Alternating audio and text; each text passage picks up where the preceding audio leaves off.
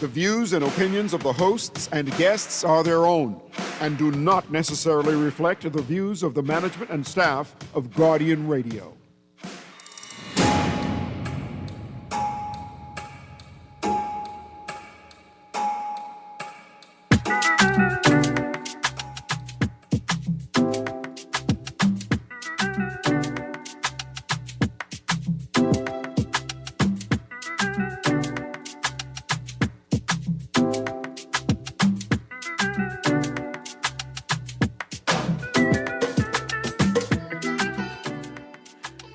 Good morning this morning. Welcome back to Guardian Radio 96.9 FM, your station for fresh news, smart talk all day. It is the Thursday, the 30th of October, 2025, and you are on the clock with Erin, Greene. I feel like myself today, but tomorrow, I may feel like somebody different. We'll see. Tomorrow is Halloween, of course. We expect lots of trick-or-treating if the weather holds. Kids and parents are looking forward to tomorrow. It's always a good day in New Providence. Lots of family activities. I look forward to it. I don't have any children, but I can find some children to help me trick-or-treat this year.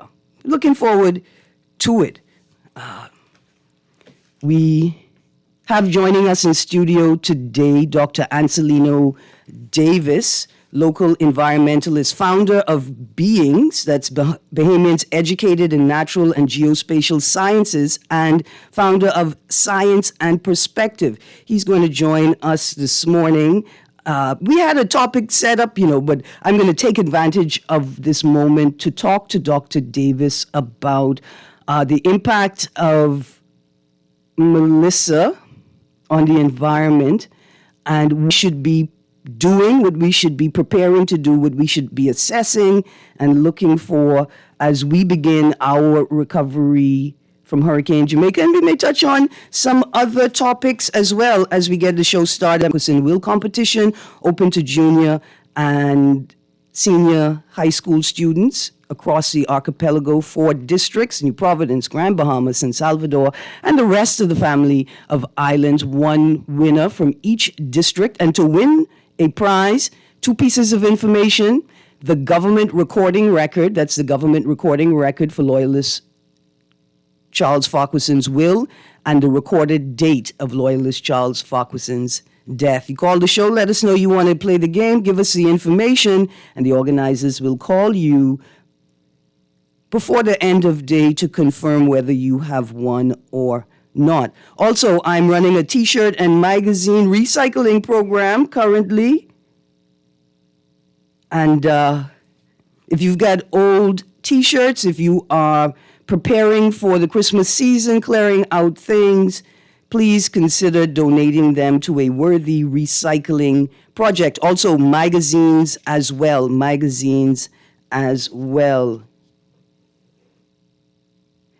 Texas said, Erin, why y'all heel and tow Hurricane Melissa out the Bahamas so fast? She wasn't even here long enough to get conch salad in Jamaica. We must be blessed. I want to talk about that a bit. Let me bring Dr. Davis into the conversation. I guess maybe we are blessed because it is only geography. It is only the geography, right, of the space where we are located that, I want to say, protects us. I'm not even sure if that's the right language to use, but we must be blessed. And we must consider everyone and everything that leads to those blessings. Good morning, Dr. Davis. Good morning. Can you hear me? I can hear you now. Okay, excellent. Yeah, good morning, Bahamas. Good morning, Erin. Good morning to all of your listeners.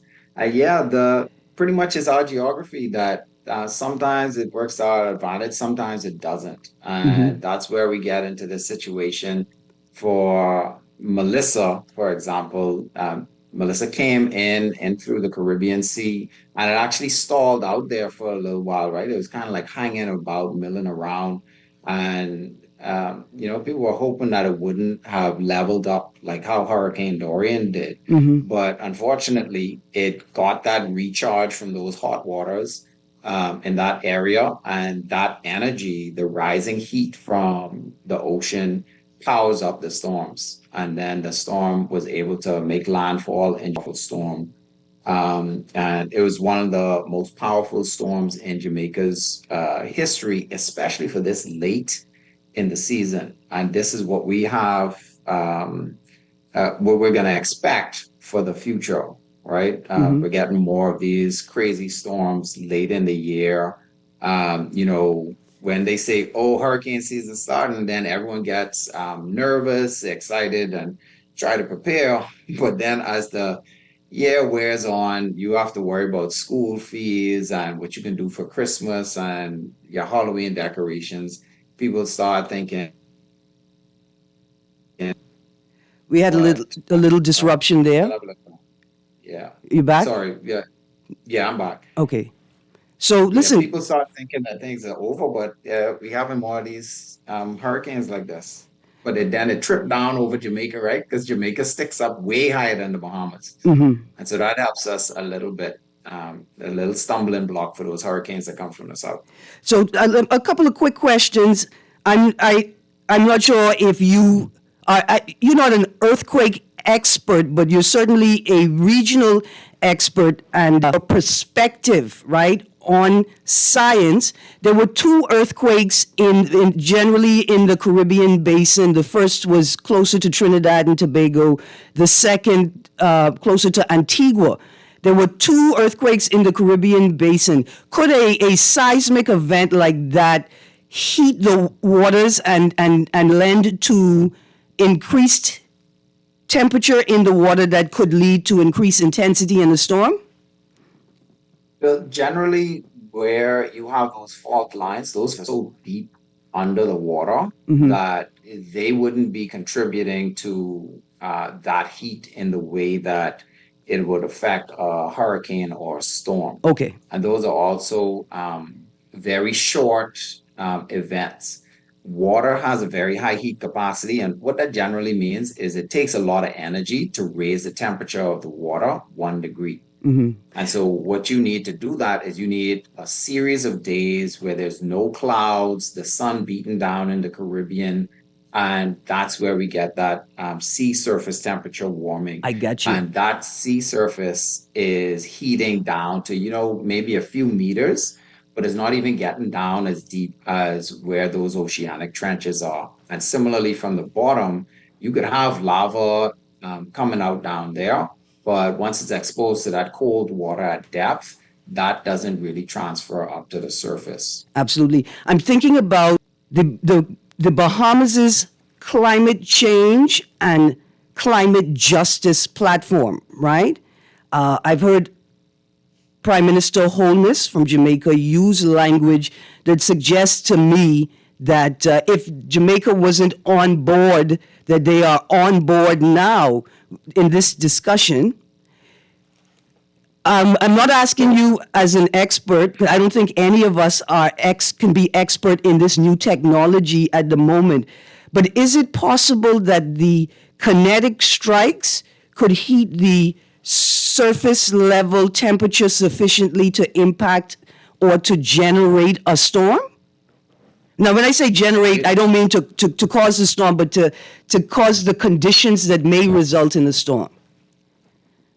I think I need you to tell me what you mean with your kinetic strikes. All right, so kinetic strike is the language that Trump and the U.S. Department of Justice has used, right? That's the term that they use to describe the process of taking out boats in the region, right? It's a new type of technology. It uses lasers and I think satellites, right? But the question is,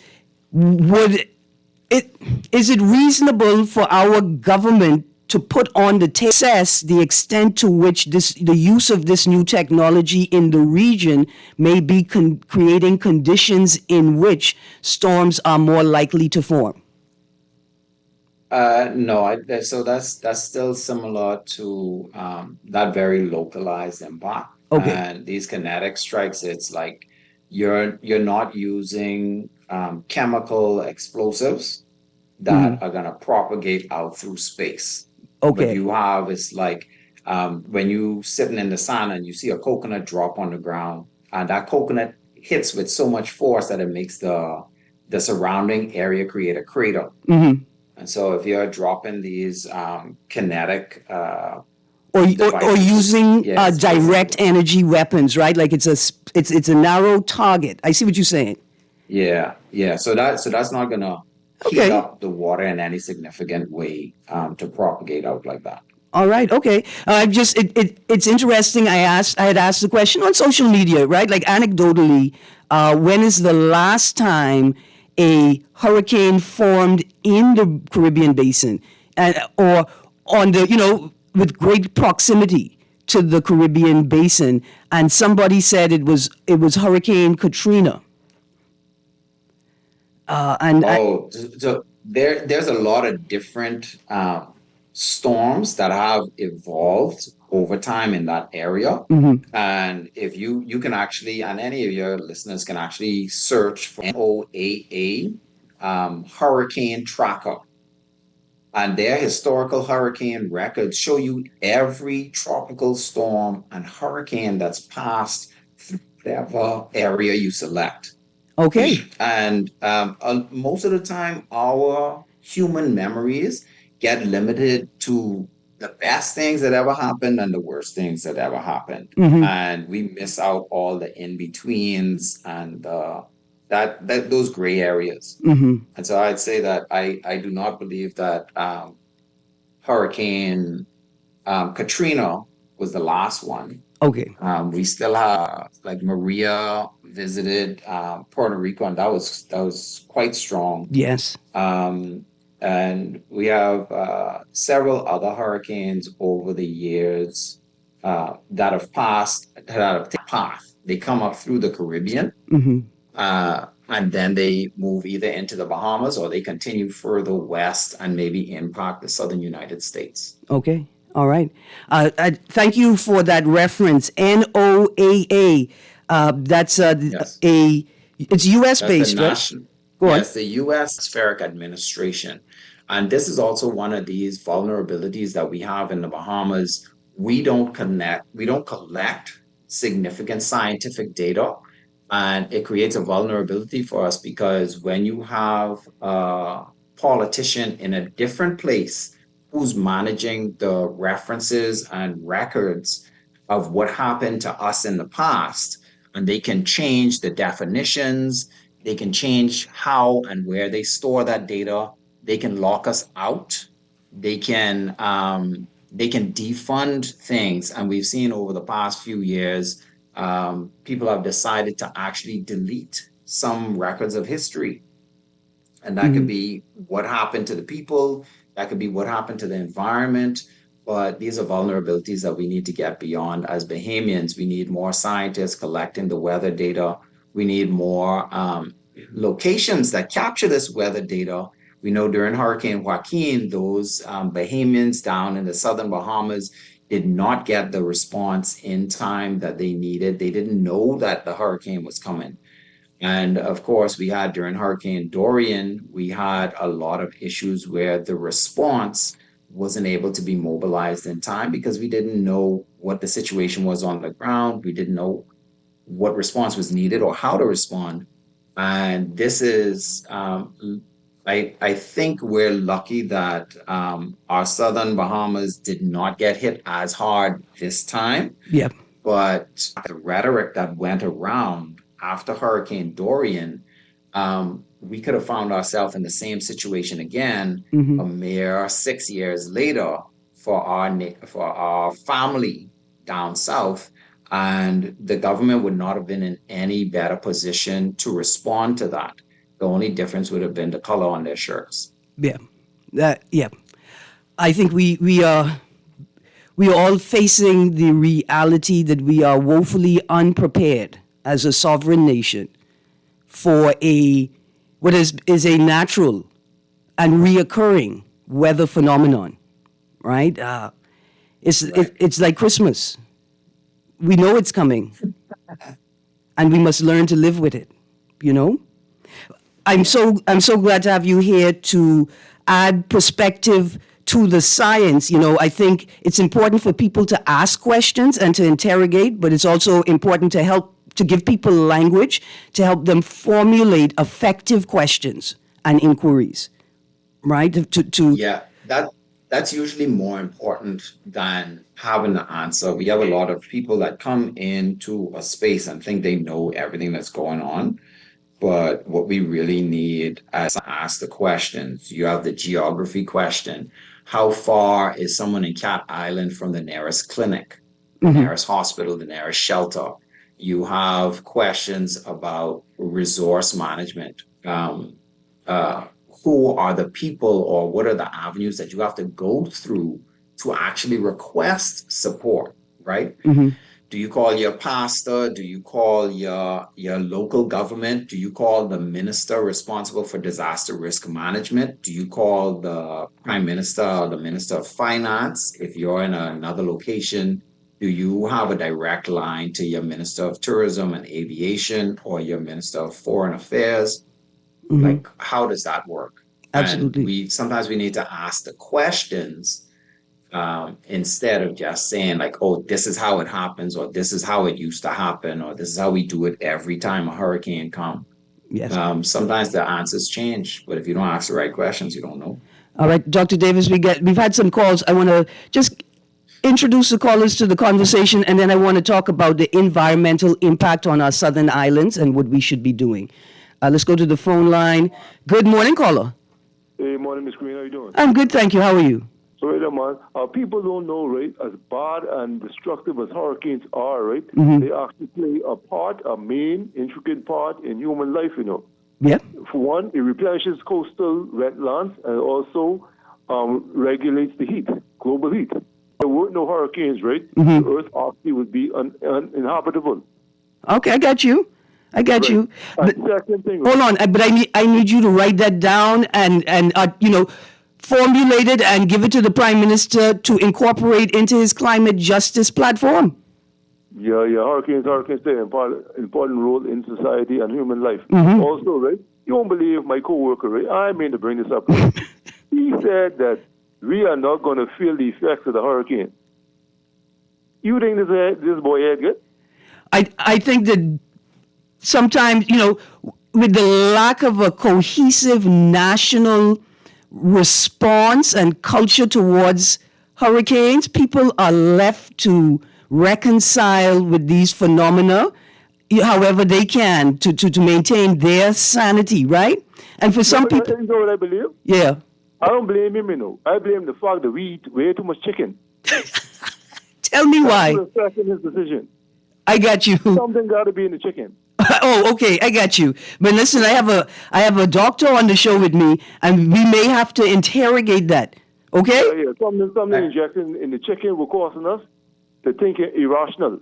Well, listen, if you had said consumption of chicken that some perceive as an overconsumption leads to erratic thinking and behavior in the same way that a chicken's movement and behavior may be perceived as erratic, and then I would say, yeah, my Grammy tell me you are what you eat. So You are what you eat. There you go. If you eat the hip animal, you actually the hip. But listen, let's listen to the perspective of a doctor. Thank you, Dr. Davis. So I think it's really powerful to say that the Bahamas is in a situation where, yeah, hurricanes are a natural part of our environment, of our existence. And yeah, that's the truth. We have cycling of the ocean. We have hurricane events that will destroy some forests. They will destroy the forest, and then those birds have to recover. Those plants and trees have to recover. We have Hurricane Dorian showed us where we decided to build some roads, and then nature said, no, that's not where the road is supposed to be. And when we take into account what our environment actually is and ask those questions, where would be the best place to put a road? Where would be the best place to put a development? Instead of going in with the answer, we're going to put it here. that would change how we get impacted by a lot of things. But to his comment that his coworkers be affected by this hurricane, or we're not going to feel the effects. That's a difference, right? We're not going to feel the effects. I have people here in Grand Bahama where I am now saying that Hurricane Dorian wasn't that bad Yeah. right here in Grand Bahama. And then you have people in Nassau who say, "Oh, Hurricane Dorian wasn't that bad." They don't know what they're talking about because they were not there experiencing it. And we in the Bahamas, we are one of the first countries that actually issued a climate emergency declaration. You know how powerful that is for a country to have a formal statement that says, listen, the climate is messing us up and we're in an emergency. We get hit by one hurricane, we don't have time to get back on our feet before the next one comes. And that's what we're dealing with now. And some people are not going to feel that because they are blessed beyond measure and they have a job or they have an environment, they have a family system that's going to help them see through. And on average, it doesn't matter to them. But You have listen, some people, they can't get to the hospital, they can't get food for another couple of weeks. yep, the people have been displaced, right? Their whole lives will be disrupted with uncertainty, right? Because there's no sure plan for each individual. There's just a general resettlement plan to get people back to the islands. Are there any local or regional spaces where Bahamians, Caribbean people are talking about storms?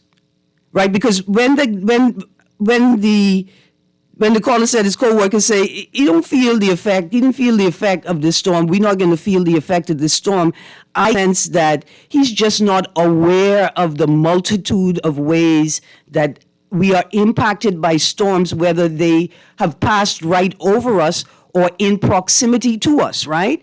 I don't think we really understand our fisheries industry and aquaculture to understand the extent to which a hurricane passing by the outer barrier of the Bahamas could disrupt a crawfish, a lobster season, right? How Yeah, Go on. you have all types of things. So let's do the sea sustainability framework, right? And this is a framework that I use in my consultations.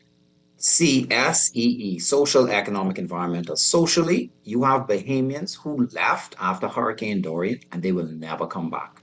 There are students who were in high school, going into college. They got offers, Bahamians with a good track record to go to a foreign country and do their studies. And they already lost their house. They can't get their insurance money. They can't get their death benefit because the country was overwhelmed. And now they find a space in another country where they could contribute there and they get a return from their taxes. They get free health care or whatever. Now those people have decided that I'm going to take my education and my ability and my family, and we are now going to contribute in that other system that is more stable, that is more safe.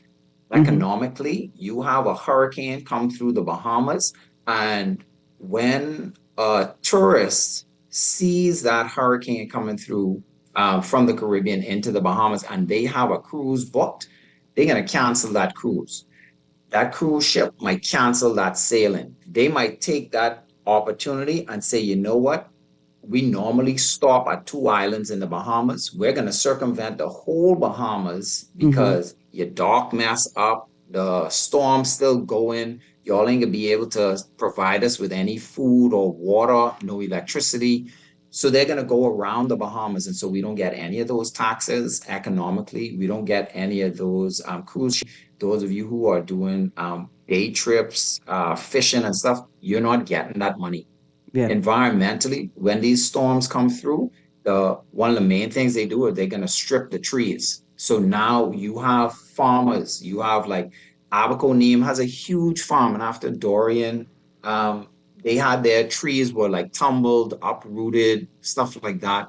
You have all these standing dead pine trees on Abaco and Grand Bahama. when we have a major fire sweep through those forests now, you just have a bunch of kindling all over the place. So now you have people have to deal with these issues of wildfires. You have displaced animals. All the people who scared of snake and frog and things like that, they need someplace to live, so they come in by your house, right? Yep.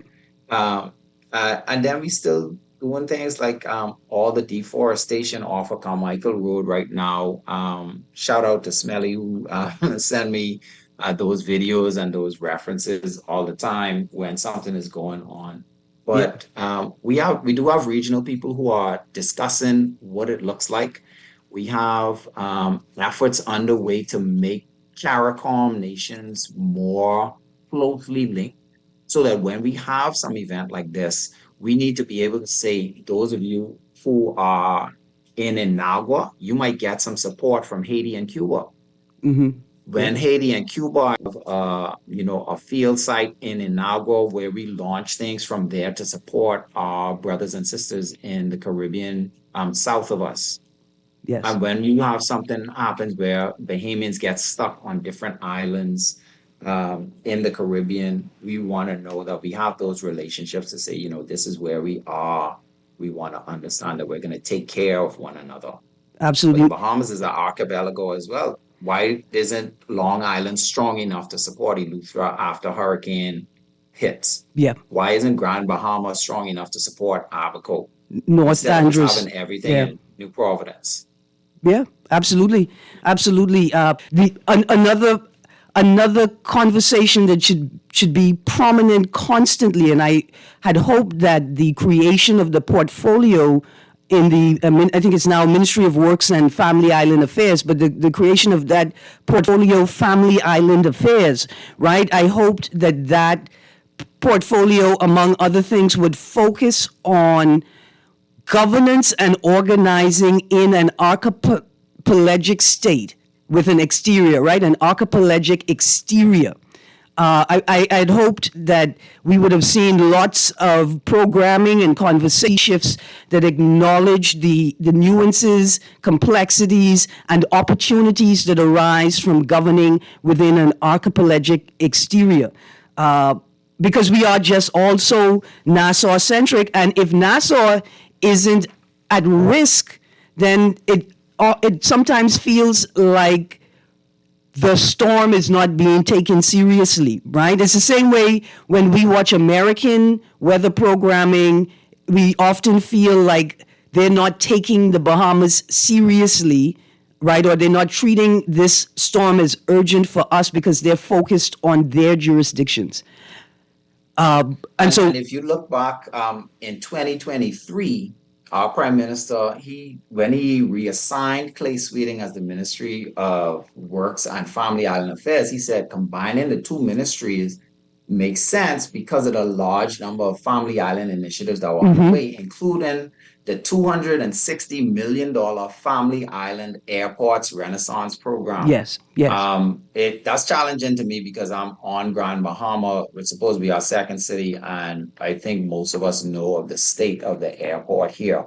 Well, listen, So that's challenging to see that value. I was going to ask But you yeah, about our wildlife response because right now I may fly a flamingo versus flamingo air, but that's not the point. The point is, Carl, I was just coming to you. I'm so sorry, but let's talk about that. Those iguanas, wild donkeys, the wildlife that persists or sits in the family islands. Let's go to the caller. The caller called right back, Dr. Davis. Let's go to the caller quickly. Good morning, caller. Hey, morning, Ms. Greene. One more thing, right? Could your guest please reiterate, right? Because guess what? In life, right, we assume people know things, Could your guest please reiterate the importance of hills and wetlands? Okay, we will definitely get to that. Down all the trees and pine forests. We will. We assume that it's stupid and people will automatically know that it's a bad idea to cut down because it's a buffer for hurricane force winds in the hills, right? It's actually a buffer for the hurricane form winds. All right. We assume people know that, right? But people evidently don't know that because they cutting it down. If you look towards the Carmichael Road area, towards the airport, They're cutting down almost all the pine trees. Yeah, absolutely. Filling in all the swamps. They use to absorb all the water and everything from the flooding conditions. Yeah, absolutely. We're gonna get to that. So two things on the table, Dr. Davis, and I want to frame it as the what do you call it, like the irony of tourism, that the more mangroves you cut down to make pretty beaches, the more pretty beaches in your tourist product become. Yeah, because So- I ain't the so- smartest one in Foxville, but I even know that. Yes, but listen, y'all don't play with Fox Hill people. All y'all smart. All Fox Hill people smart. Dr. Davis. And this is one of those things that it isn't necessarily a matter of that formal education. You don't have to go to school, you don't have to get a doctorate or anything to understand some of these things, but you do have to understand that everything's connected. When you look at the rain coming down out of the sky, you know that rain has to sit somewhere for a while, and some ground will suck it up, some ground won't. If you don't have trees pulling that water up through their roots and into their leaves, where would that water go? You have to wait for that water to evaporate. You have to wait for the sun to come out. You have to wait for it to drain somewhere. If you don't have any drainage anymore, that's what those wetlands used to do. So you take a wetland, a historic wetland. Now they are filling in several areas in Adelaide. I think that Venetian area on South New Providence, they dug out a bunch of mangroves just east of Adelaide along that coast. Past, I think that's Minister Keith Bell's property. Um, these areas, they had a purpose, or they evolved that way because of how nature normally behaves. In 4 or 5 years, so one government could see a problem, fix a problem, avoid a problem. These are on 10 years, 20-year scales. So every 10 years, and we just had this Hurricane Melissa was actually almost Dorian strength in 6 years' time. Yeah. And by the grace of God, it only affected Jamaica, and then it powered down before it came to us. Yeah.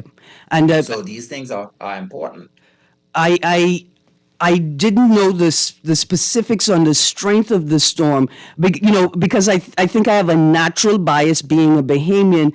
I want to say that Dorian was obviously stronger, but I think the what we experienced in loss of life, right, is what Jamaica experienced in loss of property and property damage and infrastructural damage, right? I think Right. the storms impacted each island differently, but the extent, the weight of the impact is tremendous. For us, a localized sort of space hitting Abaco and sitting over Abaco for 24 hours, then moving to Grand Bahama. But I think that the damage, infrastructural damage, and then the psychological weight of that, right, compares to the loss of life and the psychological weight, right, experienced by Bahamians. So quick trivia, right? What was the maximum wind speed of Hurricane Dorian? I have a friend that said that with the equipment that she had access to, it exceeded Cat 5, but I can't remember the exact number. And so it was 185 miles per hour. And right now you have Hurricane Melissa has also achieved 185 miles per hour. And so these two storms have actually exceeded the previous category 4 or 5 ranges, because those, when you go from category 1, 2, 3, 4, usually they only have like 20 miles per hour or something like that. Difference. For the difference between them, right? To get you, once you're a hurricane, for you to go from level to level. But after you get the hurricane to category 5, it's like, it don't matter what you do, that's so bad. Plenty things getting kapunkel up. Yeah. But getting back to your question about the animals. Hold on, and then animals is getting kapunkel up too. yes, and let's add to this. So, in the discussion about the evacuation orders, right? People say, well, may want to have the caves. And people, the caves. And I said, listen, the caves may be historically an effective solution for some storms, but if we now have the disaster alert and mandatory evacuation orders, then surely we need a scientific assessment of the effectiveness of the cave and a standard for the infrastructure of the cave, right? Like if you're going to use the cave, you need these things in it before we can tell people to use the caves. I'm not saying that people shouldn't use the caves, but if the caves are effective, let's prove that they are effective and then create a standard for the use of the caves. So I just wanted to add your perspective on the use of the caves historically on an island like Mayaguana, along with our assessment of a response to the wildlife impacted by the storm. Okay, so the first thing is most caves and cave systems in the Bahamas, they are at or below sea level. So you walk into a cave and there's some place where your foot can get wet after the rain, right? There's water dripping down from the ceiling. If you've ever seen a blue hole in the Bahamas and you look down inside the blue hole or you dive down the blue hole, the ground that used to be covering the top of that blue hole is somewhere down in the bottom of that blue hole. So that means at some point in time, that roof falls in. That works for any cave in the Bahamas, any blue hole, sinkhole, and some of the ground that we're walking around on. It could collapse in on us to this underground spaces that are there. So for that's one of the reasons why I would not say that the caves would be your first thought. Yeah. But as human beings, we can actually build, right? Know there's going to be another hurricane. Build a storm shelter that's properly made so that you can access it when needed and that you can be safe inside there. And we end up going inside a lot of these schools. The schools have those drop roofs with the ceiling tiles and stuff like that. They flying around during the storm. You have those metal panel windows that you roll up and roll down that when they flying around in a hurricane, that's a projectile. You have things like the metal bars on windows. In a cave, the cave mouth is probably open, but you get trapped in there when there's a flood. It's the same as you getting trapped inside one of these buildings that have steel bars on all of the windows. Yeah. And we don't actually have a good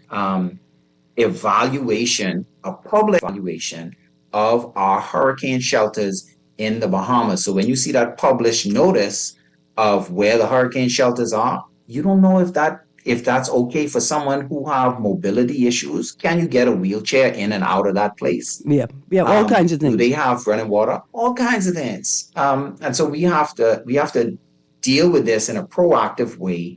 And the timer is resetting in a few days where we'll be able to say hurricane season is over and now we need to start preparing for next year. Yep. But plenty of times we can wait until June. Listen, I have a new phrase I'd like to say. Thank you to the former Minister Frankie Campbell, because now 6 months of the year I spend preparing for hurricanes, and the next 6 months of the year I spend preparing for hurricanes. I got my calendar set right up. Now, Dr. Davis, I know we haven't talked about flamingos in our iguanas, wild donkeys, chickchanis, the jack-o'-lanterns in Long Island that we didn't think would be affected, but the storm shifted and Long Island had far greater impact, I think, than was expected by forecasters. I invited you here today to talk about the topic that you presented at the Future of Democracy Conference 4, Party, Identity, and Environmental Politics. I've got a full show of guests tomorrow, and so you being the founder of one of our local parking leagues, I thought we could talk a bit about the launch of National Sports Month, which is November. But we got a few minutes. We go into a break. When we get back from the break, you pick it up wherever you want to. You're on the clock with Flamingo Greene. Stay tuned. Guardian Radio 96.9 FM.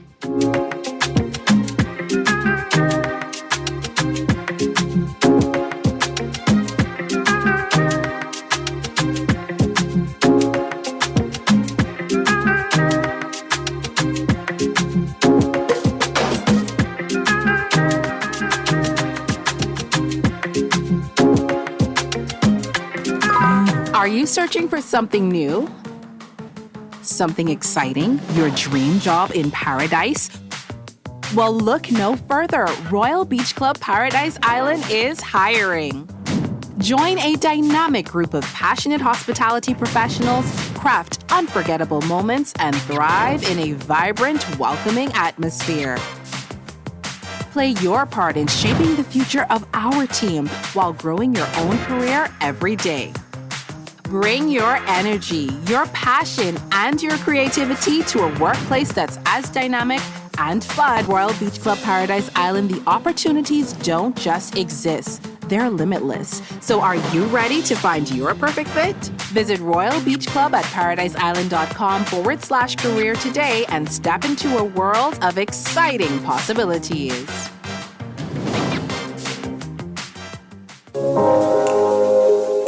Love the show? Want to give your support? Become a sponsor today. Call 302-2300 for our rates and packages. That's 302-2300. Become a sponsor on Guardian Radio 96.9 FM. Fresh news, smart talk, all day. At Cleveland Clinic, you set your course, not cancer. So when your journey takes an unexpected turn, you seek out the experts who've conquered it before, and you forge new paths to help fight cancers. For every route to a cure, for every care in the world. See how we're innovating cancer care at Cleveland Clinic today. For fast, reliable, and impactful printing services, look no further. Let Printmasters bring your masterpiece to life. We stand by our quality products that is second to none.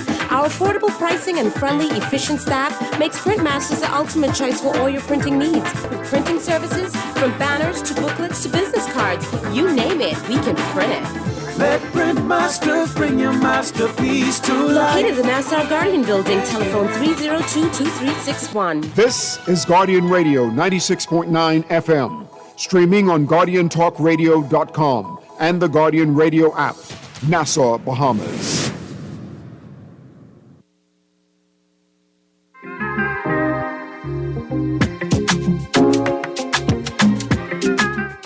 Good morning. Welcome back to On the Clock with Iguana Greene. Dr. Davis, a small prayer came to me just now in the break. And I said, I want to pray to sweet baby Jesus for an unending grant. So Erin Greene and my good cousin Gandhi Pinder could start this Guardian Radio ZNS collaboration for the ministry. Well, you don't even have to call it the ministry. The Family Island Affairs TV and radio show. Right? I throw in that prayer out there. Hold on, how come you only involved in two of the cousins? You know you and Gandhi is my cousin. I forget. Hey, Sita, thing is run deep. I forget. And my other cousin, Dr. Anselino Davis. Also, right? All right. Because we need a TV and radio show for Family Islanders to lead the conversation about what's going on with them and in between them, right? Kind of not take Nassau out the equation, but put it on the side. Also, when we get to talking about this wildlife, right, I'd like to thank you again for questions, right? Some of them seem wild. I believe in some wild things. Ever since we used carbon fiber as hurricane shelters in Hurricane Floyd, I believe some wild things. Like superstition, 2 raccoons told me if you allow a raccoon to stay in your house during a storm, you'll incur no damage to your house. You ever heard that? I don't know about that, but raccoons do have a way of paying back debts. So you might get some extra mangoes or something. I don't know. Well, listen, raccoons are actually fairly intelligent. Extremely intelligent. And you talk about a debt, right? Raccoons say, humans, y'all need soursop to save your life. We will not eat the soursop, but we'll eat all the dilly that gain y'all diabetes. And I think what a wonderful relationship to have. I think that is beautiful. But when we talk about wildlife, particularly the invasive species, we have the raccoons, we have wild pigs, we have stray dogs, stray cats, we have rats, and we have the green iguanas that are spreading throughout now, as well as the cane toads. Some of them actually, they're edible. So you don't want to eat a cane toad because that'll stop your heart. But something like iguana, they eat throughout the Caribbean. And that's why we don't have iguanas in most locations anymore. Because when Columbus them came, there's like all these things made out of meat. So they just ate a whole bunch of them. So we don't have our iguanas spread out where they used to be. We don't have our Bahamian crocodile or our Bahamian turtles anymore. We used to have a tortoise on land. So those things are messing up, right? But then we also have some really cool successes. Our flamingo population was decimated by people who used to wear those big fancy hats with the feathers in it in the late 1800s, early 1900s. But protections like the Inagua National Park and the work that our friends at the Bahamas National Trust, shout out to Lakeisha Anderson, the executive director, Ellsworth Ware, who's in charge of parks, and Fallon Cartwright, who is heading the science and policy division. They're doing work that has got our flamingos in Inagua to some historic levels and even increasing to the point where they're spreading. And now we have flamingos in Long Island, flamingos in Andros, and we need to work on getting some protections on those areas moving along better. And not just a paper park where you say, oh, this area is protected, la la, ray, ray, you fold out the piece of paper and don't say anything anymore. But we need to actually fund the Bahamas National Trust properly, give them the finances so that they can have their and assess the populations, so that they can train students and collaborate with the University of the Bahamas so that our graduates can walk across the stage and walk into a job at the Bahamas National Trust with the Department of Forestry at Environmental Planning and Protection. These are the things that we need to do. And it's changing because of hurricanes and climate change and stuff like that. Absolutely. We need new minds wrapping themselves around those problems, and not just lawyers who are writing these laws. But you can't legislate freedom, no matter what directive you get and what mandatory evacuation order you put in place. That's not going to help someone be able to make it to the airport. That's not going to actually put fuel in the plane for the people who need to leave. And we live on islands. We live on these tiny little islands where you going to evacuate to? Yeah. And if that hurricane keeps going up, are you going to pop from Mayaguana over to Long Key? Are you going to pop from there up to Eleuthera? And then the hurricane keep going. How many planes are you going to take? Yep. How long can you avoid the storm? Dr. Davis, listen, we're all out of time. I get a few texts to read through, and I'm going to start with this one. Please bring Dr. Davis as the Eco Doctor in the House weekly hours. We need more science and perspective. But Dr. Davis, these people don't know. I'm bringing you back as a Porkiness expert, as well as a resident environmental specialist, all right? November is Sports Month is coming up, and a big portion of the celebrations are going to take place in Grand Bahama this year. The boxing community has a number of events taking place in New Providence, but primarily in Grand Bahama. I got a few more texts here. One says, Melissa was stronger, greater pressure than Dorian, reportedly. Her millibars were lower. And another text here, it says, it's sad how the Bahamas signs on to global climate emergency declarations but doesn't act like a nation in crisis. Smoking cars fill the air, plastic waste still floods our streets and beaches, and generators run nonstop while renewable energy barely moves forward. We burn trash, cut mangroves, overfish our waters, and still use styrofoam and non-biodegradable products like it's nothing. Even many sanitary products women use aren't biodegradable and end up polluting our land and sea. Our coral reefs are dying, our coasts eroding, and yet policies sit on paper instead of in practice. How can we call it a, quote, national emergency, close quotes, if we keep fueling the fight? We serious, but we aren't serious. Well, we're serious, and now we know that people need systems to plug into to support the work, to create, not to move from silos to a collaborative and cohesive environmental and sustainable environmental movement. Dr. Davis, thank you so much for joining me this morning. Tomorrow, we have the Securities Commission in. October was Investors Education Month. And since I know all of y'all investing in a gift for me, and if not for me, for someone actually in need, we're going to have a word about what to expect and not to expect when you begin the investing journey or the investment journey. You guys have a wonderful day. Guardian Radio AM with C.A. Nuri is up next. This is Guardian Radio 96.9 FM, streaming on GuardianTalkRadio.com and the Guardian Radio app, Nassau, Bahamas.